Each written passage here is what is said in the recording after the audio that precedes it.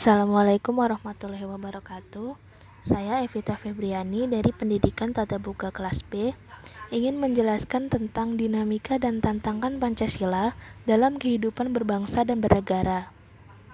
Yang pertama yaitu dinamika Pancasila. Dinamika Pancasila adalah gerak masyarakat secara terus-menerus yang menimbulkan perubahan dalam tata hidup masyarakat yang berbangsa dan bernegara. Jika dilihat dari tinjauan historis Pancasila, upaya pembudayaan atau pewarisan nilai-nilai Pancasila dilakukan sejak awal kemerdekaan sampai sekarang. Namun, pada saat ini nilai-nilai Pancasila seringkali mengalami penyimpangan.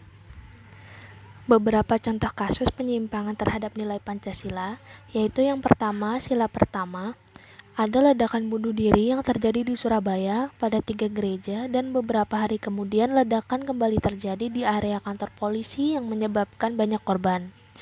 Sila kedua, yaitu terjadinya tragedi penggusuran rumah miskin dan pemerintah tidak menindaklanjuti hal tersebut. Sila ketiga, sering terjadinya perang antar suku, tawuran antar pelajar, banyak aliran sesat yang muncul di kalangan masyarakat. Sila keempat, sering terjadinya keadilan hukum, ulah wakil rakyat yang memalukan, dan korupsi. Sila kelima, yaitu di rumah sakit sering terjadi diskriminasi dan sangat mencolok perbedaan mereka memperlakukan antara pasien yang kurang mampu dengan pasien yang kaya.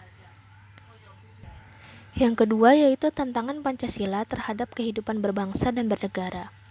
Salah satu tantangan terhadap Pancasila dalam kehidupan berbangsa dan bernegara yaitu meletakkan nilai-nilai Pancasila tidak dalam objek sebenarnya, sehingga nilai Pancasila seringkali menyimpang dari kehidupan berbangsa dan bernegara di Indonesia.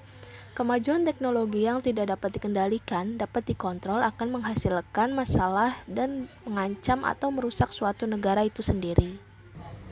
Berikut adalah 5 contoh tantangan Pancasila di era globalisasi. Yang pertama, pemahaman Pancasila.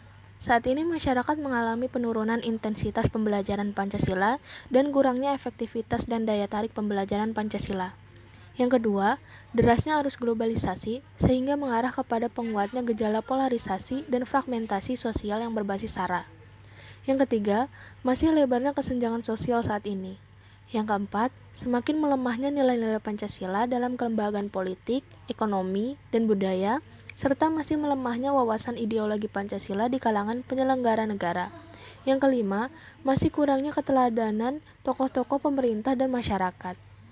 Agar Pancasila menjadi dorongan pokok sebagai petunjuk jalan bagi generasi penerus bangsa, maka dari itu perlunya didikan kepada para mahasiswa melalui mata kuliah pendidikan Pancasila, sebagaimana tercantum pada pasal 35. Pasal 2 Undang-Undang Dasar Negara Republik Indonesia Nomor 12 Tahun 2012 tentang Pendidikan Tinggi yang menetapkan ketentuan bahwa mata kuliah pendidikan Pancasila wajib dimuat dalam kurikulum perguruan tinggi.